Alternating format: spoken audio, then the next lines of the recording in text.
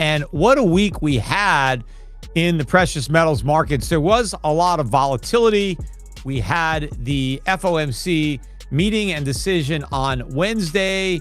We had a lot of action in the market today with a quadruple witching day with expirations of futures and options and all kinds of stuff like that, adding to some of the volatility. But all of it basically very bullish for gold to the upside.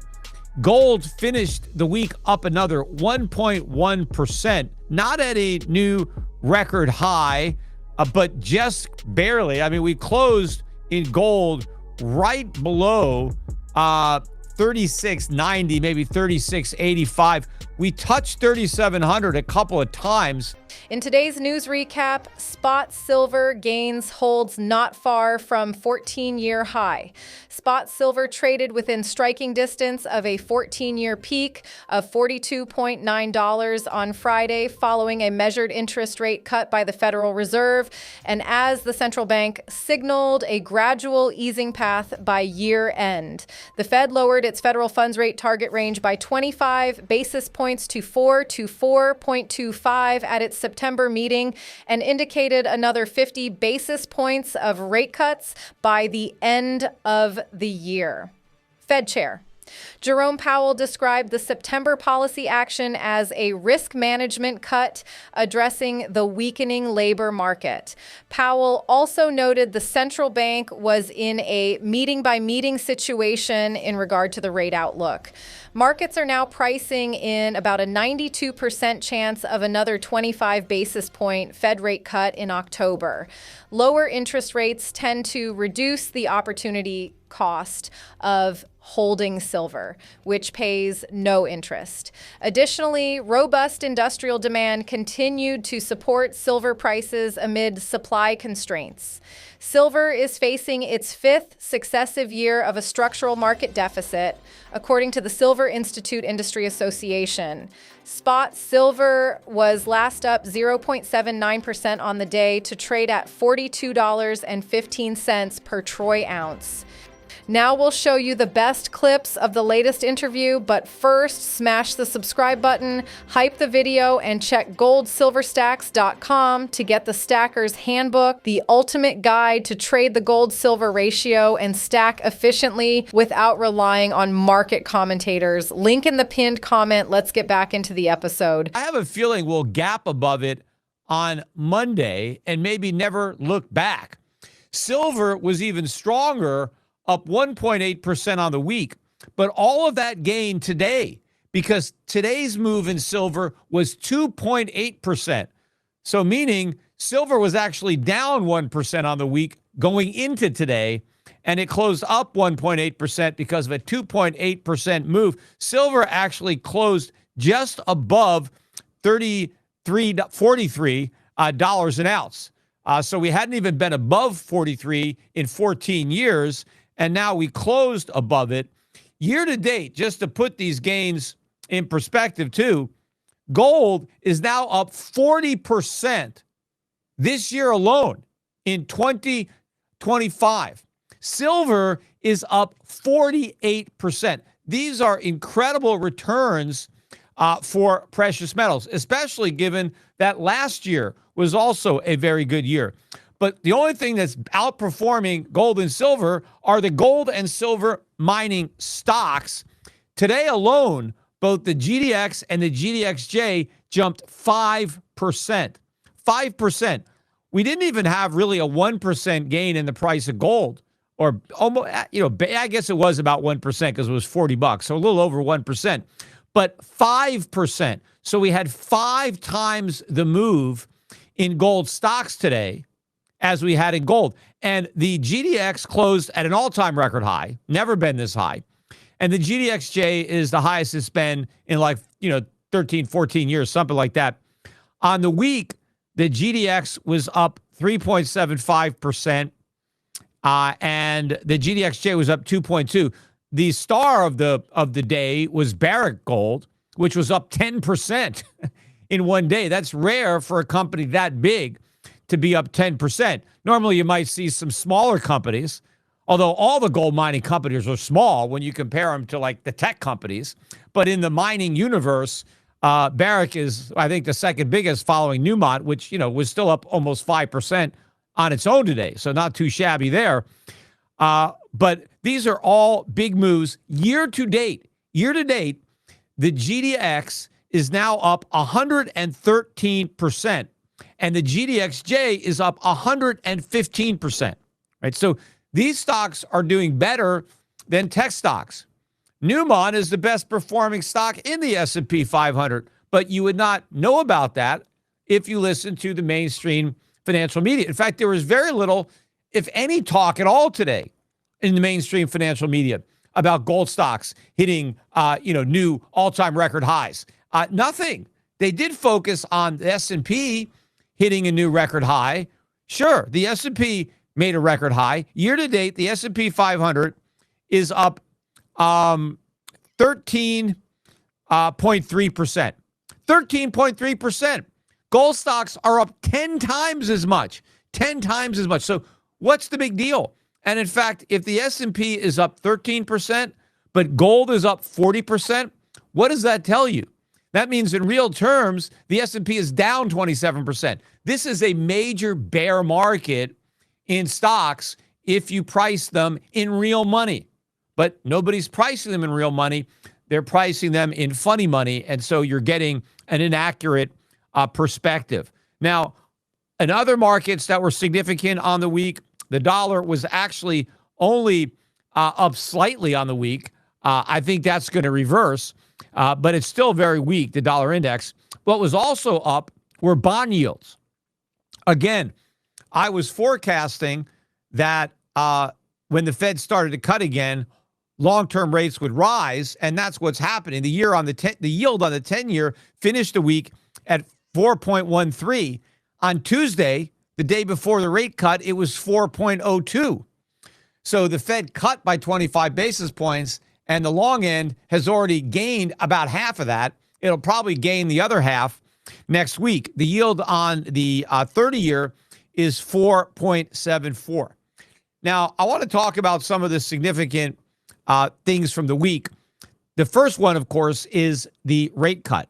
I don't want to spend any time on this market wrap on the rate cut because on Wednesday, after the stock market closed, I recorded a Peter Schiff podcast, and I spent almost an hour discussing not only the rate cut, but the incredible admissions that the mainstream media didn't even cover from the press conference. It is a In today's precious metals news recap, UBS says silver poised for all-time high as investors flock to precious metals. Silver prices have surged to $42 an ounce, a 14-year high on the back of record gold prices and a wave of investment inflows. Following the rally, UBS has raised its forecasts for the metal, saying it could reach all-time highs in the coming year. The bank now forecasts silver to trade at $44 an ounce by the end of 2025 and climb to $47 by mid-2026, aligning its outlook with a recent upgrade to gold. We flag that silver prices could reach an all-time high, a view that supports a long position in the metal or selling its downside risk for yield enhancement, strategists Dominic Schneider and Wayne Gordon said in a note. The rally comes despite sluggish global industrial activity, with investors drawn to silver by the same macro forces propelling gold. UBS pointed to geopolitical tensions, U.S. fiscal deficits, slower growth, and the prospect of Federal Reserve rate cuts as drivers of demand. Silver's strong correlation with gold, typically between 0.5 and 1, has amplified these effects. Exchange-traded fund inflows underline this trend. UBS highlights that silver-backed ETFs have added more than 20 million ounces this quarter alone, bringing this year's total close to 80 million ounces. While significant, holdings remain more than 200 million ounces below their pandemic-era peak in 2021.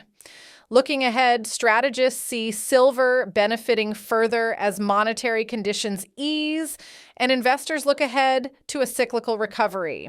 The team expects the gold-silver ratio to decline toward 80, supporting relative outperformance for silver. Now, smash the subscribe button and turn on notifications so you do not miss out our daily recaps. And go to goldsilverstacks.com to get the Numismatics Handbook, the perfect guide for stackers who want to get active trading gold and silver coins instead of selling their gold and silver bullions for fiat. Enjoy the episode. Policy regarding the dollar, that lies with the president, right? Not the Fed, which should be very scary because if the Fed doesn't care about the value of the dollar, how is it going to deliver on its primary mandate of price stability? Because price stability relies on the stability of the dollar, because prices are a function of the value of the dollar. If the dollar is losing value, you need more dollars to buy stuff. So in a way, when the Fed is mandated to maintain price stability, it is also being mandated to maintain the purchasing power of the U.S. dollar. So to say that the dollar is not a part of the Fed's mandate either means you don't understand what the Fed's mandate is, or you're just lying. And so either, it's one or the other, but there's no, third option. So he's on the Fed, and Trump is going to appoint a new Fed chairman that is going to share that perspective. In fact, one of the president's closest confidants, or was at one time, Steve Bannon, he came out this week in favor of the president nominating Scott Bessent to be Fed chairman while he is still Secretary of the Treasury. In other words, Scott Bannon thinks that the chairman of the Federal Reserve and the Secretary of the Treasury should be the same person. One guy wearing both hats, or gal, depending on who's there. That is a horrible idea. I mean, often those two work together, but they shouldn't. There should be like a Chinese wall there. In fact, the Secretary of the Treasury, of the chairman of the Fed, needs to push back against reckless monetary deficits and fiscal policy. They shouldn't be working together, and certainly they shouldn't be the same person. But that's what they're advocating. So this is a real collapse of the perception of Fed independence. Even if the Fed wasn't independent, there was a general belief that it was, and now that's falling apart because they're pulling back the curtain and they're showing everybody that there really is no Fed independence. So I think the dollar is going to tank, but more significantly, gold is going to rally, and rally big. And one of the reasons for that is Morgan Stanley just the other day, I think it was either Wednesday, maybe Thursday, but Wednesday, they came out and they officially adjusted the 60-40 portfolio. Now, the 60-40 portfolio is kind of like a mantra on Wall Street. It's how everybody should allocate their investments between stocks and bonds. And the benchmark is 60% stocks and then 40% bonds. And the only time they tweak it is as you get a lot older and you're retired, they will reduce the stock portion and increase the bond portion. But the standard cookie cutter model is put 60% of your portfolio in stocks and put 40% in bonds.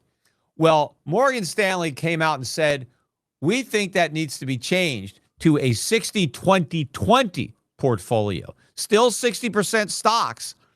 They are reducing the bond allocation. They're cutting it in half. And they are replacing the half that they cut out with gold. So now you have a major U.S. investment bank telling its clients that now have 40% of their portfolio in bonds, that they need to sell half of their bonds and buy gold, right? Because the only way you can go from 40% bonds to 20% bonds is to sell half of your bonds. So in effect, what Morgan Stanley just did is they put out a sell recommendation on U.S. Treasuries, because U.S. Treasuries represent a pretty big part of that 40% that is allocated to bonds. Now, this couldn't come at a worse time for the Treasury because the U.S. Treasury now has to sell a record amount of bonds, right? We have unprecedented deficits that were just exacerbated by the big, beautiful bill. Yet investors, if they follow the advice of Morgan Stanley, and if more major brokerage firms and investment banks follow their lead, because Morgan Stanley said that you need to do this as an inflation hedge, right? It's clear that inflation is going to be much higher than 2%. It's been above 2% for the last 5 years. The Fed doesn't even forecast it to get down to 2% for another 2. That's 7. And of course, that forecast is all BS. And I went over that in my other podcast. So I don't want to kind of steal that thunder. You got to watch it because it's a startling observation that I made about a startling admission that nobody else is covering. But given that inflation has been so high for so long and likely to go higher now in light of the Fed's decision to cut rates, Morgan Stanley is saying you need an inflation hedge. You need to hedge your bonds. You can't have 40% bonds. You can only have 20% bonds. Now, I don't want any percent of my money in bonds, and so I'm already in gold and silver mining stocks. But most of Morgan Stanley's customers don't own any gold. And now they've been told for the first time to have 20% of their portfolio in gold. That's a lot of gold when you have zero. So Morgan Stanley clients and maybe other clients who are going to maybe get similar advice as the weeks and months go by, they have to sell all their bonds or half their bonds and buy a bunch of gold. So what does that mean? Well, first, for bonds, it means lower bond prices and higher interest rates, which also means higher mortgage rates, the opposite of what Trump is trying to achieve by pressuring the Fed to cut rates. So what does that mean? That means quantitative easing is coming next, right? Because that's the only way that they're going to get, at least in the short run, long-term rates to go down and mortgage rates to go down. What do you think of his take? Do you agree with him? Is a big rally coming for gold and silver before a big top forms, or will gold and silver outperform all expectations? Let us know your honest opinion in the comment section down below. Smash the hype button if you enjoy our recaps, and check this video right here because you'll love it. I'll see you on the other side.